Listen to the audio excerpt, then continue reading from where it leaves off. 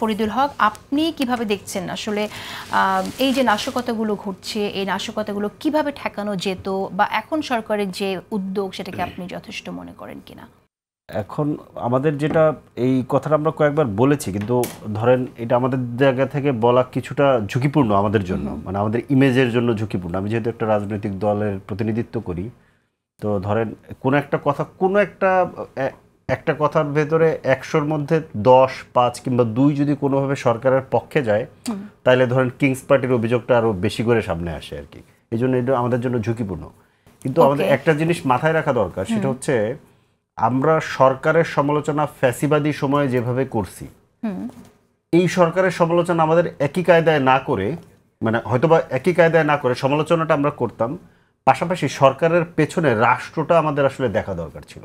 এটা খুব দুর্ভাগ্যজনক যে আমাদের সামনে যে সুযোগ এসলো, আমরা রাষ্ট্রের সংস্কারের কথা বলছি, আমরা নতুন রাষ্ট্রের দিকে যেতে চাচ্ছি, আমরা ধরেন গত 14 মাসে আমরা বহু আলোচনা করছি, কিন্তু রাষ্ট্রটাকে আসলে আমরা কতটুকু চিনতে পারতেছি, এই জায়গাটাতে আমার খুব দারুণভাবে সন্দেহ আছে। মানে ধরেন সরকার আসলে কারা, মানে সরকার কতজন ব্যক্তি আর রাষ্ট্র কত বড়, এই জায়গাটার পার্থক্য আমাদের করতে পারতে হয়। আরেকটা ব্যাপার হচ্ছে যে ধরেন যেইভাবে এই রাষ্ট্রকে ধরেন একদলীয় রাষ্ট্র করা হয়েছিল গত 16 বছরে, হাসিনা যেভাবে যে সেটআপটা দিয়েছে, একটা গণঅভ্যুত্থানের পরে একটা কি বলে যে যৌথ ম্যান্ডেট নিয়ে কোনো একটা অনভিজ্ঞ সরকারকে এই জায়গাটা থেকে এই রাষ্ট্রকে ধরেন অন্তত রাষ্ট্রের ব্যক্তিগুলোকে পরিবর্তন করা কিংবা ব্যক্তিগুলোকে ডিকটেট করা, এই জায়গাটা আসলে কতটুকু তৈরি করতে পারে, এই জায়গাটার মধ্যে বিরাট সন্দেহ আছে। তৈরি করতে পারতে হবে, সেজন্যই তো আসলে এই চ্যালেঞ্জটা আমি ওই জায়গায় আমি সরকারের পক্ষ নিচ্ছি না, কিন্তু আমি একটা জিনিস বলছি, সেটা হচ্ছে যে এই সরকার এবং রাষ্ট্র আলাদা করে দেখতে পারার ব্যাপারটা।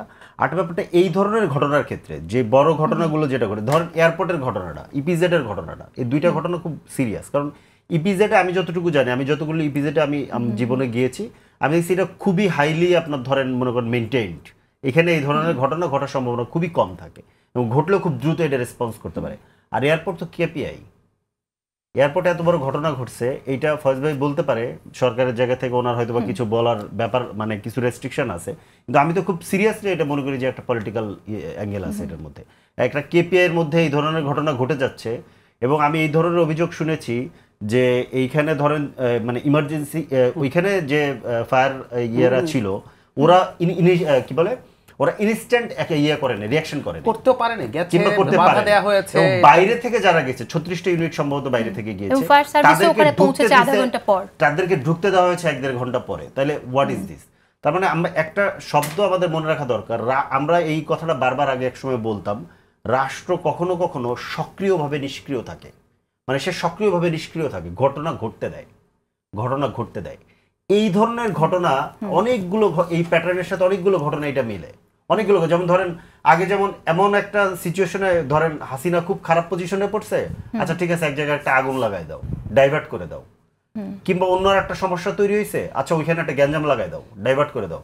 যেখানে আমরা বুঝতে পারি যে এইখানে যদি প্রশাসন সক্রিয় হইতো, পুলিশ সক্রিয় হইতো, গোয়েন্দা বাহিনী সক্রিয়, এই ঘটনাটাই ঘটার কথা না। এখানে এত বড় কেপিআই এর মধ্যে প্রশাসন, পুলিশ, গোয়েন্দা সংস্থা এরা কি করছে? কিন্তু এদেরকে তো আমরা পাবলিকের পয়সা বেতন দিচ্ছি। তার মানে হচ্ছে ওই যে পুরনো যে এদের যে খাসলত, এই খাসলতটা রয়ে গেছে, এখন প্রশ্ন হচ্ছে যে আমাদের এই সরকার এটা আসলে এটাকে ট্যাকেল করতে পারে কিনা, কিংবা করতে পারার মতো তার ক্যাপাসিটি আছে কিনা। আমি এই জায়গাতে একটু সন্দিহান। সরকার ভালো না মন্দ আমি এই জায়গায় যাব না।